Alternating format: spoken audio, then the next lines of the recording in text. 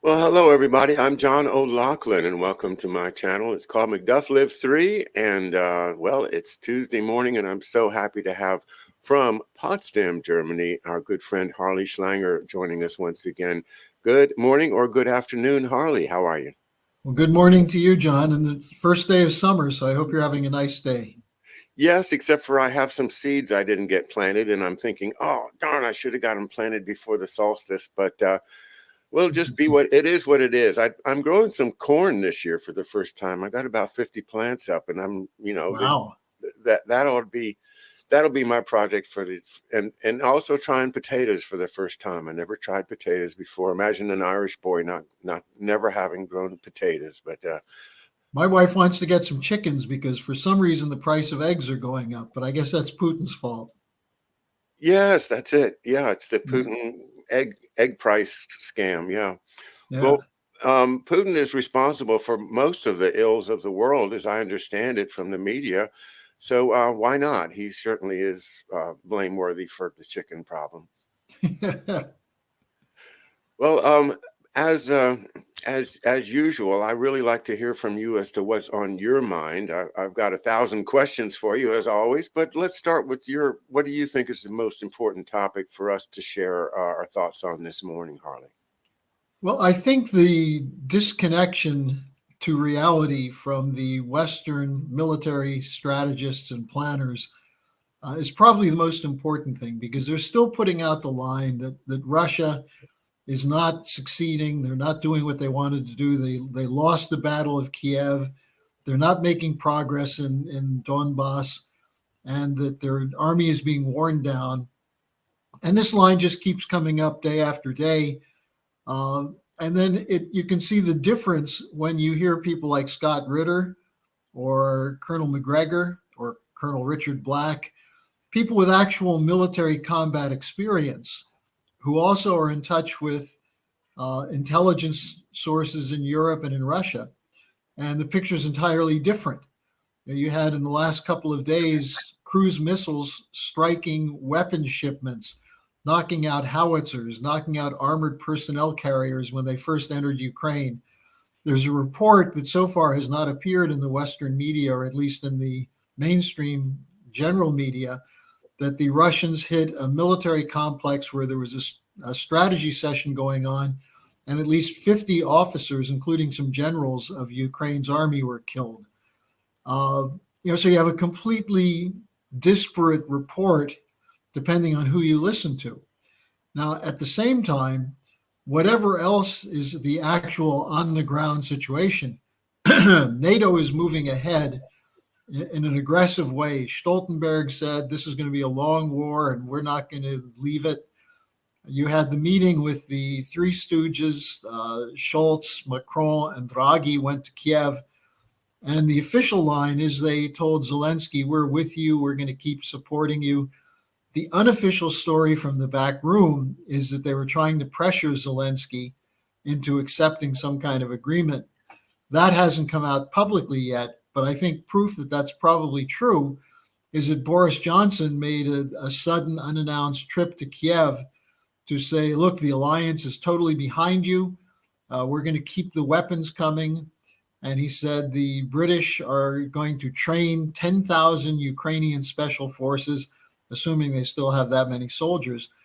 But then the head of the British Army, uh, do I have his name? Yeah, just 1 second, I'll get it for you. General Sir Patrick, Sanders, the new chief of the British Army. He said, and this is a quote, the British Army must be prepared to fight in Europe once again. And he said, we must forge an army capable of fighting alongside our allies and defeating Russia in battle. Now, maybe he hasn't checked this, but the British government is reducing the size of the British Army from 82,000 to 72,500. Meanwhile, they couldn't get them out of Britain right now because there's a rail strike. The situation inside the United Kingdom is disastrous. So the obvious point here, and there was a series of articles on Boris Johnson and who he is and what he represents, the main point that was made is that putting Johnson into the office was designed to keep the special relationship alive. And that by talking about fighting a land war against Russia in Europe, the Brits are trying to bring the US into the war. And I think this is very ominous. And then you have the other development, the Lithuanians citing European Union sanctions policy are cutting off shipments of some products by rail from Russia into Kaliningrad, which is a Russian port on the Baltic. So all of these things point toward more war, more chaos, at a point in which Western governments are shaky. I don't know if people know this, but the French second round of the elections, in the parliamentary elections, Macron did not get an absolute majority.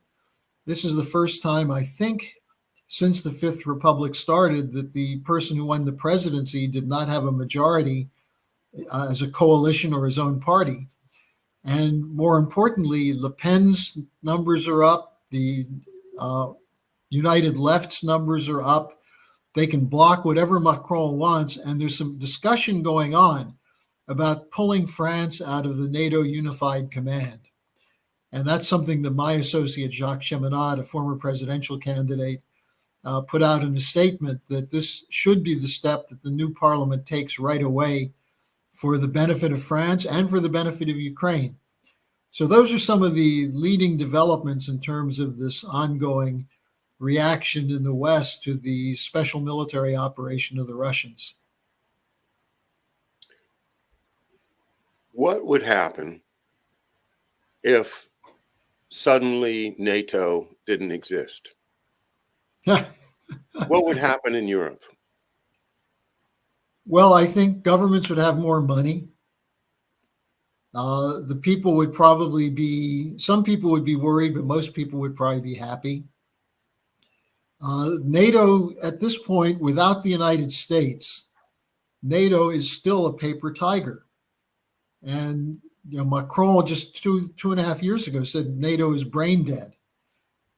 Trump repeatedly said NATO is not capable of defending the nations of Europe.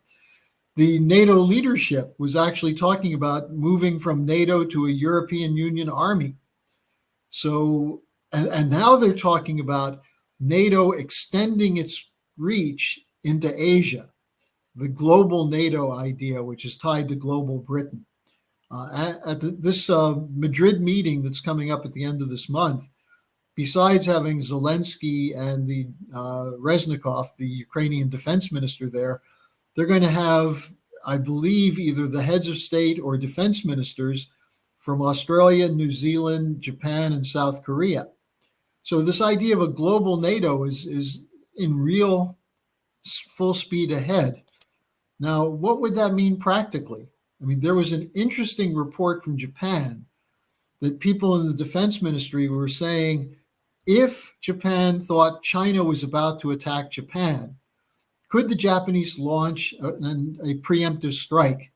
Because the Japanese Constitution after World War II forbade offensive capabilities for the Japanese military. So now they're talking about whether or not they should have offensive capabilities. They're also talking about whether Japan should have control of nuclear weapons. So we're in a whole new universe now. On the one side, an aggressive NATO. On the other side, NATO, which is standing by somewhat impotent to stop its ally, Ukraine, from being destroyed. And of course, the destruction of Ukraine, I put the blame for that on its leaders, but also on NATO for encouraging Ukraine to challenge the Russians. So, if NATO didn't exist, we probably would have a better chance of having peace. I could see that, but now let me throw it across this side of the Atlantic and say what happens to the United States if NATO doesn't exist? Well, the problem that we've always had with NATO, going back to the time in competition with the Soviet Union, is there were two slogans for NATO. One was, if the Russians invade, hold the Pyrenees. because the Russians could overwhelm the forces that were in Germany and France. And the second one was, would Washington be willing to trade New York City in order to save Paris? And the idea that if the Russians moved into Western Europe, would the US risk having American cities hit by Soviet nuclear missiles for the sake of saving the Europeans? Now, de Gaulle clearly thought that wasn't worth it, and de Gaulle moved France out of the unified command of NATO and developed his own nuclear capability, the so-called force de frappe. The idea of, are we safer with NATO? You could make an argument that at a point when the Soviets were aggressively looking at Western Europe as the next ripe fruit on the tree, then NATO did serve a purpose. Now, how aggressive Russia would have been had the United States not been there is an open question. But it's also pretty clear that the fact that we had a NATO did provide a certain buffer for the United States. Now, what about today when there's no real threat to the United States from Russia unless we get into a war with them? Now, what would we get into a war with Russia over? That's the interesting thing. It's the existence of NATO and moving NATO closer and closer to Russia, which is causing the move toward an existential threat. So I don't think NATO protects the United States. We're protected by our nuclear capability, which is still, whether you like it or not, a mutual and assured destruction deterrent capability.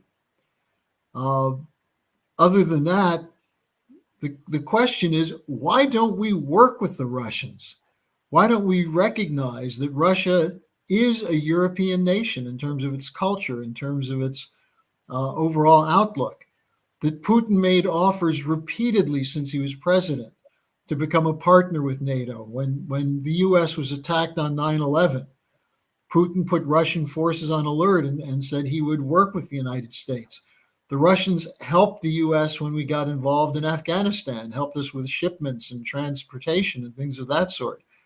The Russians were perfectly willing to sign contracts to sell oil to Europe, and the European companies will tell you the Russians were very diligent in their living up to the contracts.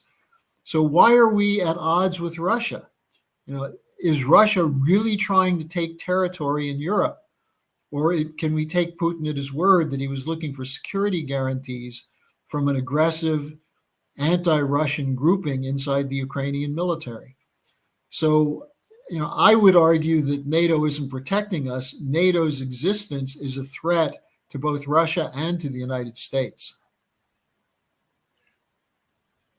I'm considering the military-industrial complex, Eisenhower's great speech, and what he saw developing during his presidency was this power of this, corporate-driven special operations, sneaky stuff that goes on behalf of the clients of Sullivan and Cromwell, through the Dulles brothers and their extended lawyer families, and that, to me, is why we have to put up with NATO, because NATO is, from that point of view, necessary to enforce the markets that the United States has in Europe.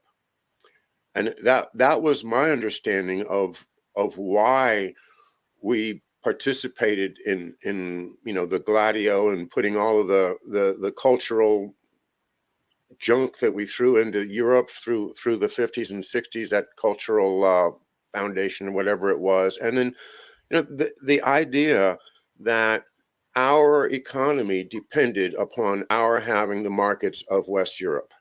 That was absolute, George Kennan to everybody else was like, that was what we needed to have. Is it not the same situation today, that without NATO, Western Europe would drift naturally to the east and take advantage of cheaper resources, easier transportation, cheaper labor, you name it. that and just abandon the United States as far as an economic partner because they really wouldn't need us. And that's where I think NATO's lingering power comes from is the extension of economic power Yeah. through the iron fist of NATO. Well, the point is, what is the rules-based order? Are we really the stalwart defenders of democracy? And you see the fraud of that if you look at what's going on inside Ukraine right now. The opposition parties have been banned. Opposition leaders have been beaten and jailed. Opposition newspapers and radio stations have been shut down. They just passed a de-Russification law in the Ukrainian parliament, two of them. One is to shut down the reading of any Russian author who was born before 1991 or after 1991, started publishing after 1991, unless they denounce Russia and move to Ukraine. So anyone who writes in Russian, their books will be banned in Ukraine. And Russian music is to be banned in public in Ukraine, including on the metro, including in public places, concert halls, and so on. So, is this a democracy? Of course not. So the idea that we're defending democracy in Ukraine is a fraud. Now, is Ukraine necessary for the world economy? Well, this is where you see it was Brzezinski who is the one who, after 1991, said that Ukraine is the key to beating back Russia. And what he meant by that was that Ukraine was an important part of Russia's economy during the Soviet times. And that if that could be broken off, it would be a blow to Russia, especially if Ukraine would become part of Europe and part of an anti-Russian economic bloc. Now, that was what was part of the negotiations about Ukraine and NATO initially. And James Baker, who is not a good guy, but at least he was farsighted enough to realize that if you wanted to get an agreement with the Soviet Union for a peaceful breakup of the Warsaw Pact and a peaceful reunification of Germany, you wouldn't bring Ukraine into NATO. And so they promised the Russians NATO would not move eastward. Now, what's the whole point of moving NATO eastward? It's to block the power of Russia as a European nation. By causing this rift, they're doing what is the long-term goal of the British, which is to keep the Germans and the Russians at odds with each other. Now, this is important because in a couple of days, on the 24th of June, will be the 100th anniversary of the assassination of Walter Rathenau, who was the German foreign minister who negotiated the Rapallo Treaty between Germany and Russia. This was during the time when you had the Weimar hyperinflation. Germany had been hit with the Versailles Agreement. It was in terrible shape. And Russia also had been isolated because of the anti-Soviet policies of the West. So the two foreign ministers, Cherin from Russia and Rathenau, got together in the town of Rapallo and signed an agreement. And the idea of the agreement was German technology and investment in return for Russian market and Russian resources. That's still possible today. That's still an outcome today that would be useful. And what happened is they signed the agreement, and 3 months later, Rathenau was assassinated. And it was never really fulfilled. And we had World War II. And after World War II, the division of Germany with NATO, the idea was to keep the Germans under control, keep the US and Europe, and keep the Russians out. So this is part of a long-term policy, which is defined by what? British financial and economic interests. No unification of markets and trade agreements between Western Europe, Eastern Europe, and Eurasia. That's Mackinder's geopolitical doctrine. You have to keep them separate. And now we're seeing Boris Johnson talking about a new commonwealth of states, which would include Poland, Ukraine, the Baltic states, Britain, and Turkey. So this is his replacement of the European Union, I guess. Uh, so much of this is driven by who's controlling the financial reins. Now, John, you and I have talked about this a few times. The Russian agreement with China on February 4th set this thing in high speed from the West, because what they saw was that if it came to a war between Russia and Ukraine, that Russia and China would be allied. That would be part of a Eurasian economic unit that would include possibly South Asia, India, parts of Africa, even parts of the Western world. And so they went into hyperbolic activity to try to keep India on the side of the West, and it didn't work. The Indian foreign minister just said recently, no, we're not sitting on the fence. We're sitting on our own ground. We don't want to be part of a bloc. We don't want to be part of an anti-Russian bloc. You have the BRICS countries accepting new nations for membership. You have the Shanghai Cooperation Organization Bank extending its lending. So you have this global South, which includes countries like Brazil, Argentina, Mexico, Nigeria, Algeria, joining with South Africa, India, Russia, and China, moving toward a new potential economic counterpart or counterpole to the Five Eyes countries and the captive nations of Western Europe. So, is this going to be an autarkic battle similar to the Cold War, where you have two blocs competing with each other? I'll tell you what, if it does become that, the West is going to lose, because we have military power, but we've destroyed the economic locomotive that made that military power worth something, namely the wealth production capability of the Western economies. That's gone down the drain. John, one thing that was announced last weekend was that the Germans are drafting economic plans for what to do when there are gas shortages this fall. It includes major cutbacks of electricity to industrial plants. And they're talking about 1 million to 1.5 million job losses for the most skilled sector of the German workforce, that of the automotive sector and the machine tool sector. What will that do to the German economy? So who benefits from that? Well, the whole idea is that they want to break the power of Russia and China, the potential of Russia and China to unify the global South, so they can continue to have semi-colonial control over the southern countries. But it's not going to work. The former colonial countries are now saying, we don't want to be colonial. We don't want to be colonies. Even Grenada and Jamaica are sending the royal family of Britain packing. When they sent the Prince William and Duchess Kate to the Caribbean recently, and they were apologizing like crazy for the British role in the slave trade. And they said, well, that's all fine and good, but we don't want the Queen to be our sovereign. So we're moving into a new era, the end of the unipolar era. And this was the main point of discussion at a very interesting and intense conference the Schiller Institute had this last weekend.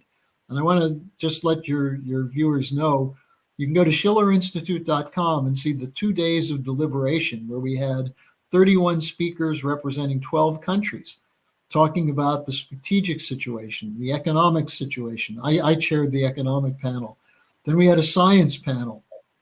And we finished with the idea of a dialogue of civilizations cultural panel. And it was really intense and passionate discussion about how we can move beyond this idea of geopolitics and having to choose sides. Now, who doesn't like that? Well, the British, and unfortunately, the two political parties in the United States are completely dominated by this British geopolitical outlook.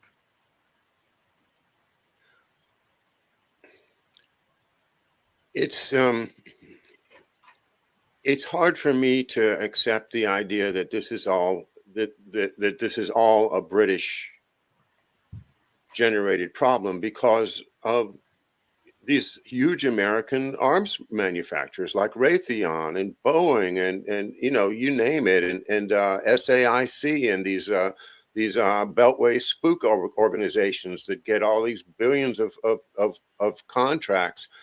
This is the money that is at stake in taking NATO down, and having gutted our economy of all productive Yeah. enterprises. What's left but what's left to us other than our military industrial complex? And if we take that down, are we not inviting ourselves into the worst disaster since the Depression? But John, if you look at the boards of these companies, they include British and some European people on their boards.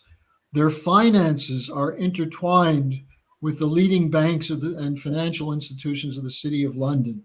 It's not as though there's a separate American military industrial complex detached from the British. This was the original idea of the British after World War II, was to keep the United States under British control. Now, they couldn't do that because Eisenhower was not so enamored of the British. John Kennedy was not so enamored of the British. And there was some move away from that. But after the Kennedy assassination, it was almost a seamless relationship between the British and the Americans. And this goes back to the pre-World War II period with the corporate trusts, the cartels. When you mentioned before the Dulles brothers and the Sullivan and Cromwell, these were totally integrated with the British strategists and the British geopoliticians and British finance, because you still had an empire. Remember, the pound sterling was still the world currency until the period of the American Depression and then post-World War II. And after the war, who played a leading role in making sure that Roosevelt's vision of Bretton Woods was sabotaged? It was John Maynard Keynes, on behalf of the British Empire, who incorporated into the Bretton Woods Agreement aspects of British control in terms of raw material cartels and so on. So the idea of Franklin Roosevelt to end forever the colonial period, that never really happened. And that's what we still see today with the institutions like the International Monetary Fund and the World Bank and the World Trade Organization and the WHO. So, it's not so much the point, is it the American military industrial complex that controls it? It's people who think of themselves as a global elite, as a global group of masters of the universe who should be determining policy for the world. And I think that's what, instead of being so worried about who's controlling it, the Americans who are involved in this think strategically like the British. That's what they learn at Harvard. That's what they learn at Yale. Some of the strategists at West Point have been taken over by British geostrategic thinking. The role of Tavistock, you mentioned the Congress of Cultural Freedom. That was an American institution directed by Brits, Stephen Spender, people like that. So, it's an infection, a British infection. It comes, the same thing with neoliberalism. The neoliberal doctrine is a merger of Adam Smith and the Austrian school. It's not the American system, which was Hamilton and John Quincy Adams and George Washington and Benjamin Franklin. So, we can quibble about who makes the decisions. I can tell you Joe Biden is not making the decisions, and neither is Boris Johnson. It's the people behind them. And this is why, I don't know if you saw it. Did you see Jamie Dimon's talk about the hurricane? No. Jamie Dimon is the CEO of Chase, and he was addressing. Yeah, about a week ago. Yeah, I remember. Yeah, and he said, well, I can tell you there's a hurricane coming, and we just don't know if it's going to be a minor storm or a superstorm like Sandy. But he said, you'd better brace yourself.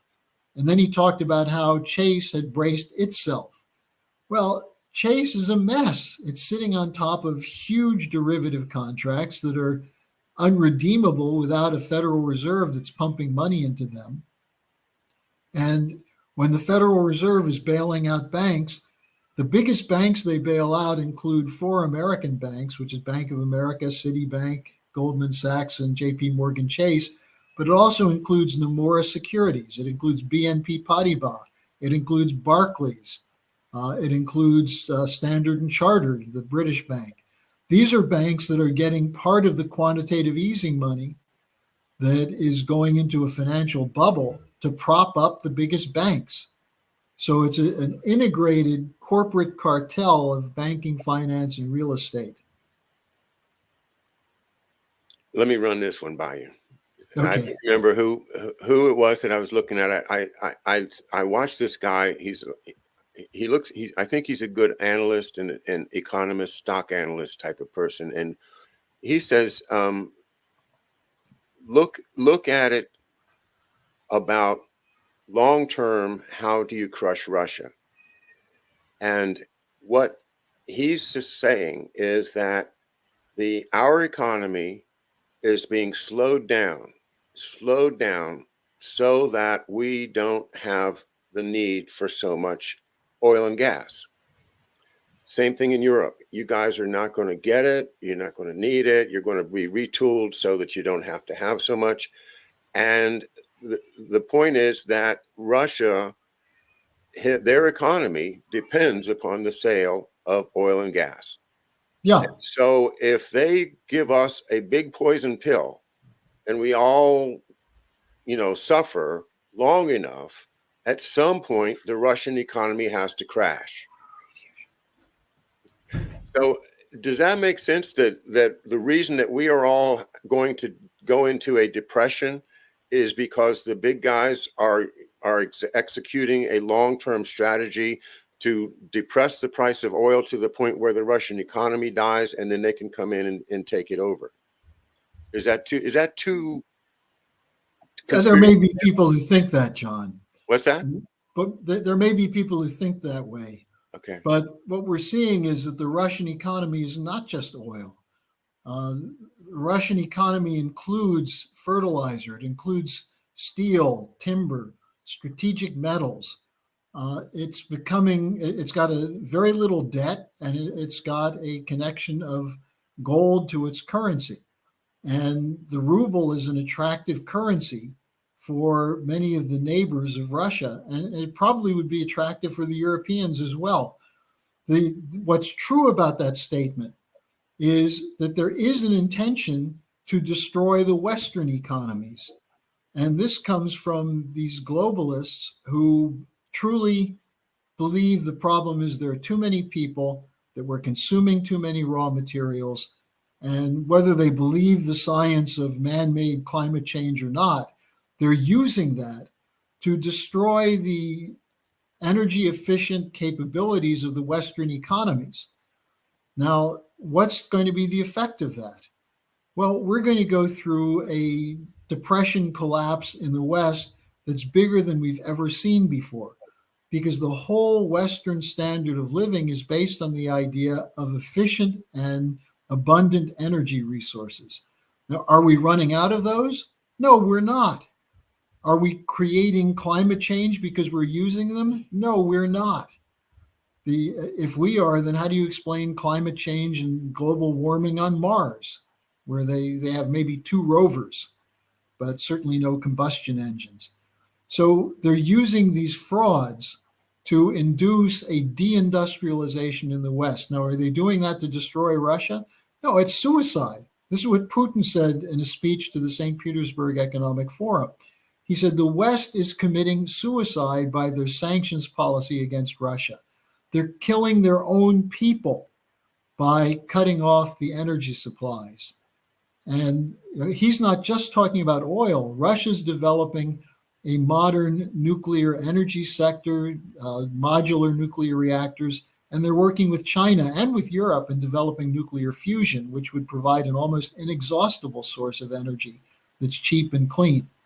So the argument that you presented, I think, is a simplified justification for economic warfare against the West, saying that this will open up Russia to us. Now, the only way Russia gets opened up to the West is if you could have something like what happened in 1989, 1990, where the Russian economy did collapse, and Yeltsin, out of weakness, turned to the West for the shock therapy policy, where he was promised, we'll show you how to become a modern capitalist state. And instead, they turned Russia into a third world economy and just looted them. Putin watched that closely, and he's trying to reverse that process. Russia went through a demographic collapse where the numbers of deaths exceeded the numbers of births. And this was the case until about 5 or 6 years ago. And what Putin did by bringing about an industrial recovery based on science and technology was to reverse that. Now, what are we doing in the West? We're killing off our populations. If you look at the effects of increased suicide, increased drug deaths, whatever it was that killed people during the COVID crisis, we had an accelerated death rate. We're moving into a situation where it's the West that's going to need immigrants to keep our economy going. So I think the analysis, the starting point for that kind of analysis has to be this concept of potential relative population density. What size population do you need employed productively to allow for increases in the size of the population? And that's the way the Russians are looking at it. That's the way we always looked at it. And we don't look at it that way anymore. We look at people as the plague of the planet. Wow, so much. Reminds me of my study of the Saxons, back in the Middle Ages and the Dark Ages, and this historian was saying that what they would do would be they would have their little village or their tribe, but that at a certain point, just because of natural increase, the tribe would get too big for the resources that the tribe had under its management. And so the custom was that some young leader would just take him and his band and go off somewhere else and start a whole new village. And that was necessary to sustain their whole Saxon existence. It was not possible to stay in the same place and grow because of the limitations of agriculture at the time, and other resources just limited. So that's the natural state in Europe, is because there's always too many people and you want to go somewhere else, but you can't because there's somebody there. So that creates conflict and war.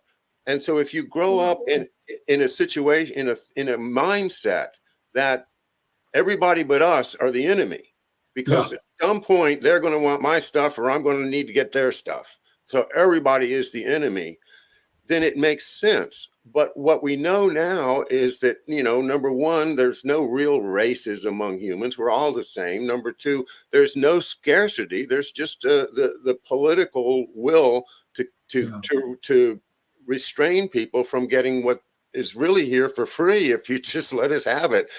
Fresh water, river full of fish. I mean, this river right out here, Captain John Smith in 1608 wrote down, he said, there were so many fish in this river, we could catch them with a frying pan. and there was. I mean, it was completely, it was paradise, to the small. And John, when you go back to that Saxon model, what changed? The Renaissance, scientific discovery. Right. The fact that we figured out that you can, through metallurgy, you can produce better tools that can increase the efficiency of a productive process. With higher temperatures, you can create better tools. With higher temperatures, you can break down minerals from soil and sort them out. This is what we're going to do with plasmas. So the idea that Malthus was the one who actually became famous for his doctrine that population grows geometrically and food supplies grow arithmetically. And so we're always going to outgrow the ability to feed our population. Well, the American family farmer proved that's nonsense. Yeah. And the efficiency of that American family farmer was then added to by the connection with the land grant colleges, the development of university agricultural extensions. And then we sent that all over the world. And the Indians who had gone through constant series of cycles of famine under the British Empire, with the Green Revolution and Norman Borlaug in the 50s and 60s, made it the case that you no longer had a problem of hunger in India if you had a government that allocated resources. So, the idea of scarcity of resources and limits to growth, this is what I was being taught as a university freshman in 1967. We had Paul Ehrlich deliver a freshman orientation lecture at the University of Wisconsin. And he started out by saying, look to your left, look to your right. Of the three of you, one of you is too many. How are we going to decide which one will go? And then he said, well, fortunately, we're not at that point yet if we take measures to limit population growth. But what was he doing? He was scaring the hell out of us. What you were just saying, we have to compete with our neighbor. This is the Hobbesian universe of each against all. Your gain is my loss. That's the zero-sum game of the British Empire. Well, the American system showed what the Chinese are now calling win-win. What if we help you develop through technologies a way to improve your living standards and bring you into contracts with us? Well, what happened is that became perverted by the British imperial practice of how can we get cheap labor from you by controlling you. And that's where the problem is. And I agree that outlook is really what we're facing, because when you hear the talk about China, they're aggressive, they're trying to expand their empire. The Chinese are actually doing in other countries now what they did in China, which is lifting people out of poverty. There are all these reports about the debt trap. China's getting countries into a debt trap. And there was just a report done by these two economists who said, actually, China is not putting countries in a debt trap. They're increasing other countries' productivity. The debt trap is what the International Monetary Fund model has been all these years. And that's the economic hitman model that grew out of your great heroes, the Dulles brothers. Yes, and their sidekick, George P. Schultz. Yeah. That's what everybody doesn't know. People need to know all this stuff. It's and thank you for sharing that perspective. I want to spend a minute on China. You mentioned China. I've been interested in, well, just a little background. I've been studying the right-wing generals generally surrounding MacArthur. Willoughby, of course, his famous G2 that he called his little fascist. But also very interested in a general named Arthur Trudeau, who made some very, very interesting allegations about Fabian socialists in the State Department and the executive branch, and how they were basically communists, and they're infiltrated all of our government and everything. And of course, he was pretty much drummed out of town 2 or 3 times. Every time he spoke up, he'd get whacked down by the Dulles contingent. But the idea was that I started thinking was, wait a minute, whose side is who on here in China? Because you have MacArthur, of course, a supporter, of course, of Chiang Kai-shek, and you have the nationalists and the Kuomintang, which then becomes the dope army in Burma. But you have a number of generals, Joseph Stilwell, others, Wedemeyer, Stratemeyer, I think, others that I could name that I'm looking into to see what was their political motivation. And what it seems to me to be is that they wanted to support the nationalist Chinese, and probably because that was the thrust of American empire projected as far to the east as it could go, to the west as it could go, before it runs into British interests. So I thought, wait a minute, what did the Brits do when the Red Chinese took over? And you know what they did? You know, but Mhm. I mean, I didn't know. I said, whoa, they did what? They recognized the people's record. I mean, John Foster Dulles is saying you're either better dead than red, Mhm. no middle of the road. You're either with us or against us.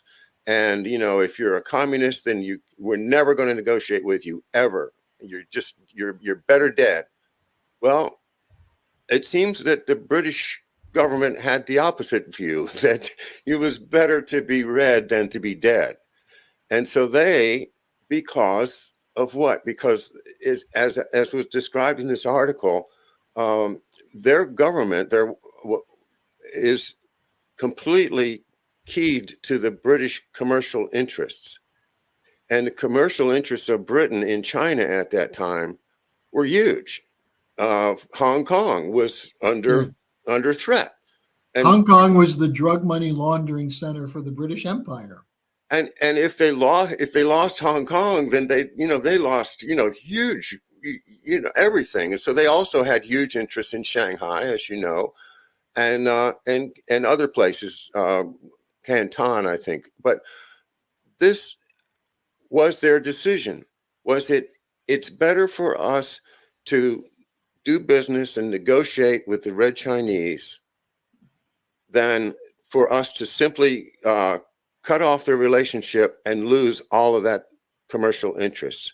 We're talking about billions of dollars worth of commercial interests, and especially if they couldn't afford to lose Hong Kong, especially for the drug stuff that's not even mentioned, but the whole economy itself would have been disastrous. So isn't it ironic that we're spending all of our time and money supporting the nationalist Chinese, but the British are like doing business with them all the time? And what does that tell us about today, where we say, well, the Americans are bumping up against Red China? Well, or China, we still call it Red China, right? But what's the British interest in China? Are they Well, did they not make some huge deal about Hong Kong and anyway, that's what I'm suspicious of is have we been hoodwinked, ever since the whole Cold War was based upon John Foster Dulles saying we will never negotiate with communists. But right across, our number one special relationship ally is doing business openly with the Red Chinese just for their own economic benefit. well, you have to realize that speaking of British interests, you have the famous Lord Palmerston who said, "We have no permanent allies, only permanent interests." And that's what you're looking at here. If the British thought that the nationalists could hold on and win, they would have stayed, they had a hand in both camps. Just as if you look at Brexit, people were wondering, well, where is City of London on this? They were in both camps because they figured out they had to know how to survive whether Brexit passed or not. So I think the British and China were playing a certain role. At that time, the US and the British were not great allies. Franklin Roosevelt told the British that you're going to have to give up your colonies after World War II. That's what he told Churchill in their meetings during the war. And Churchill said, no way, we're not going to do that. And Churchill used the Iron Curtain question as a way of bringing the United States in on the side of the empire. But I wanted to go back to General Trudeau for a minute because he's very interesting. He was not just an anti-communist. Trudeau was the head of military intelligence when the Dulles brothers were bringing the Nazis, the Gehlen Network, and others into the US and Western Europe. Right. Trudeau stood up against that. Trudeau said, why are we bringing Nazis in to coordinate our European intelligence operation? And John Foster Dulles and Allen Dulles lobbied to get him thrown out, removed as head of military intelligence. I think he's one of these patriots who had a sense of what is America's interest. How can we go around the world preaching democracy and fair play if we're going to end up siding with nefarious outlooks and networks? Now, the question of Mao, the British had hooks into Mao that go back to Bertrand Russell's networks. But they also had people involved on the other side with Shanghai Shek. So the British always are on both sides of these things because they think that's the best way to do business. Whereas the United States, generally in the past anyway, had this idea that we want to have the best government for people of other countries that can work with us. The idea that we have a cooperation among sovereign nation states. The British don't want sovereignty. The British probably figured that the communists could never control China, and that had Shanghai Shek been able to sustain power as a nationalist, he might not have let the British keep Hong Kong. So I think there are a lot of trickier irons in the fire on this thing than it seems. But it is interesting because you also had Patrick Hurley, who was the Roosevelt's ambassador there to China, and he was meeting with Shanghai Shek, and he also had a channel to Mao. The Roosevelt basically told him, don't tell the British what you're doing. And the same thing happened in Vietnam. There were members of the OSS that were trying to make sure that Ho Chi Minh came in as a pro-American. Mm-hmm. And that was sabotaged. So, I'm not sure exactly who it was in the intelligence community who sabotaged that, but it had to do also with drug trafficking. Probably Lansdale. Yeah, most likely.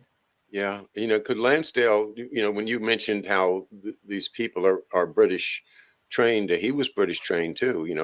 It wasn't just, the bankers and all, it was also the special ops and teaching, the art of false flag attacks and gang counter gang. This is important. Yeah. Brigadier General Frank Kitson, who was deployed to shut down the Mau Mau operation in Kenya.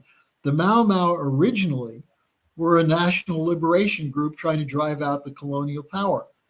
And what Kitson figured out is let's create a fake Mau Mau that will go in and rape nuns and burn down churches to turn the people against them. And he wrote a book called Gang Counter Gang, Low Intensity Warfare, I think is the other book that he wrote, where what they now call the soft power and the hybrid warfare. That's what the British were working on in the 50s to try to undermine the anti-colonial movements that were sweeping Africa and Asia. And we saw it in Vietnam, we saw it in India. And in India, fortunately, Gandhi was a powerful enough influence that when people like Nehru came in, they understood that they were fighting against a British idea that wanted to keep them poor and a source of cheap labor and cheap raw materials. And Nehru's policy was industrialize. And that's what Indira Gandhi's policy was. And Indira Gandhi had a great affection for Lyndon LaRouche because of his proposals for India. And she was assassinated, and her son Rajiv Gandhi was assassinated. So there was an attempt to destroy the non-aligned movement in the 50s and 60s. The warfare that was launched in Indonesia, which Barack Obama saw firsthand as a young person. His mother was working for Timothy Geithner's father, who was the Ford Foundation chairman in Indonesia at that time when there was a near civil war. So this has been a big fight since the end of World War II. We're still in it. And this is why we need to move to a new security and financial architecture. And I really encourage people who want to get more of a sense of how the world is moving away from this east-west, north-south block mentality. Go to our schillerinstitute.com conference from the 18th and 19th and see people from these 12 different countries talking about how we can create something that's not a new world order controlled by the globalists, but one based on cooperation between sovereign nation states. I think people will get quite a bit out of it. And by the way, not everyone agreed on everything because that's why you have conferences, to have a real debate. I encourage everyone to study the Schiller Institute's website. I took the time last week to go back to the very first beginning of the Schiller Institute, where Helga Zepp-LaRouche published her intentions, her purposes there.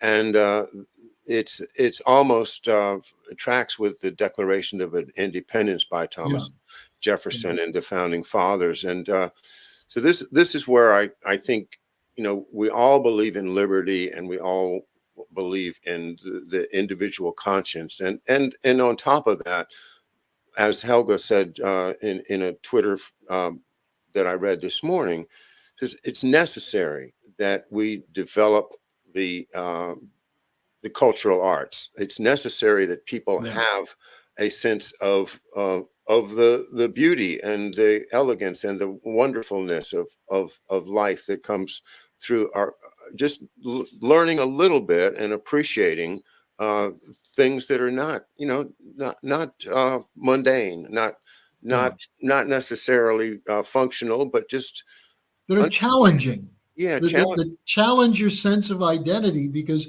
if you're so rigid with your axioms, then you're not capable of making new discoveries. And that's what characterizes mankind. We can discover something new.